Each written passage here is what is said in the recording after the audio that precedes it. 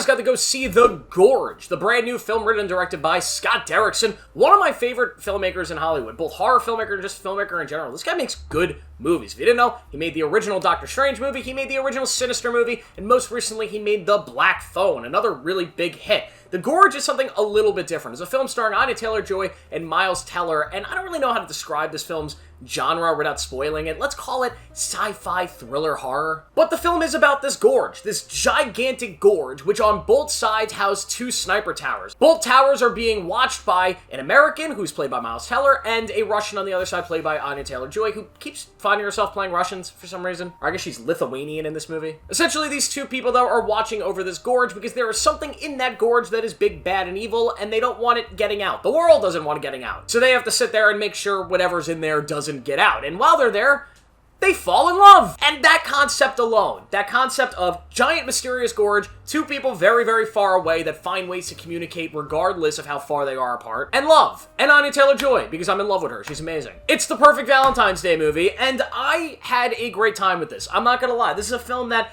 I have my problems with, mainly with Apple putting this straight to streaming, or mainly where my problems with this film lie in, and some stuff with the third act, but altogether, this is a really good Scott Derrickson film. It's not something that's gonna, like, change the genre, change the film world, but it's something that I just had a really entertaining time watching, and it reminded me of some of those early 2000s, late 90s action films that we used to get a lot of, that we just don't see any. First things first, the performances here.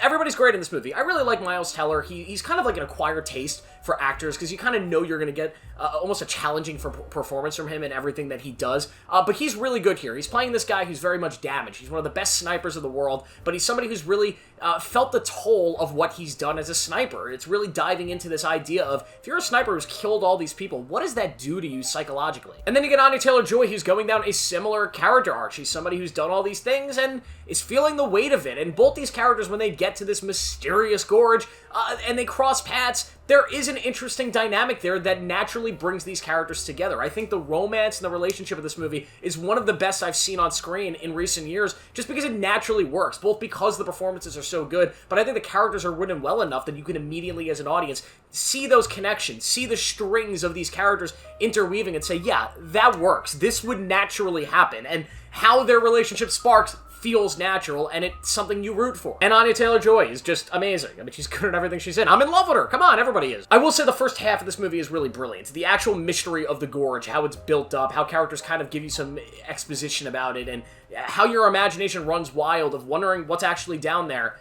It's done really well. Scott Derrickson knows how to set up both that horror and sci-fi element of it, and also just intrigue the audience. We want to see down there, but we also don't, because we're a little bit terrified. And focusing like 50-50 on both the relationship of these characters and also their own intrigue and ambition of trying to figure out what the hell's going on down there works well enough. My main problems with this movie kind of come into play when you get to the second half of the movie, when the movie actually kind of changes up what it is. The movie becomes a completely different movie once they get inside the gorge. And I won't spoil what happens, obviously. I won't tell you what's down there, but the movie does become a little bit more of those 90s thrillery action movies. The one thing I kind of compared it to for some reason reminded me of Escape from New York, in a weird way. There is some really fun action, some really, really great sequences, some good horror things that are done down there. Some of it feels generic, it feels like it's been done before. Other things do feel really unique. There are some interesting sci-fi ideas being thrown around here, some interesting things that I haven't really seen in movies like this that appear on screen. Like, there's just interesting conversations being thrown around about the actual themes in this film and how it brings these characters closer together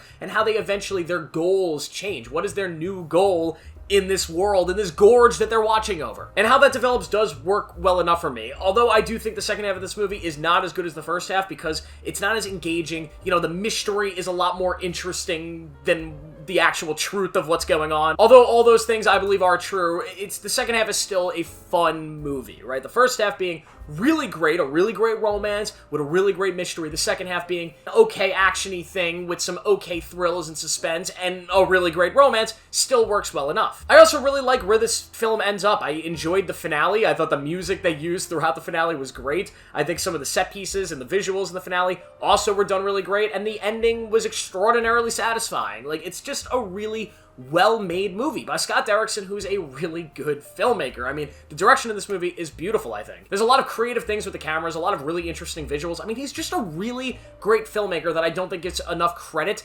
And the reason I'm saying he doesn't get enough credit is because Apple decided to put this right onto Apple TV instead of giving it a feature release, which is ridiculous. This movie should be in theaters. It should have gotten a full marketing campaign. I think general audiences would have ate this thing up. This is a general audience pleaser. I mean, I can't imagine not being able to recommend this movie to just about any type of person. I feel like everybody would probably find something to enjoy in this movie. It's just a really well-made, solid film that kind of leaches its way into all these different genres. It's a romance, it's an action film, it's a horror, it's a thriller. Like, it gives you a little bit of everything without overloading you with too much. It's not too scary. It's not too romancy that it'll turn off like some male viewers. It's not too 80s action heavy that it just ruins everything else. It has a nice balance. Also, Sigourney Weaver's here. How can you not love Sigourney Weaver? She's awesome in like the few scenes she's in. I really enjoyed The Gorge. I'm going to give it a 3.5 out of 5. Yet again, this is not anything that's going to blow you away. It's not anything that's going to be super, super memorable, but it's a film that you're going to put on a Friday night on Valentine's Day, alone if you're like me, or with your significant other if you're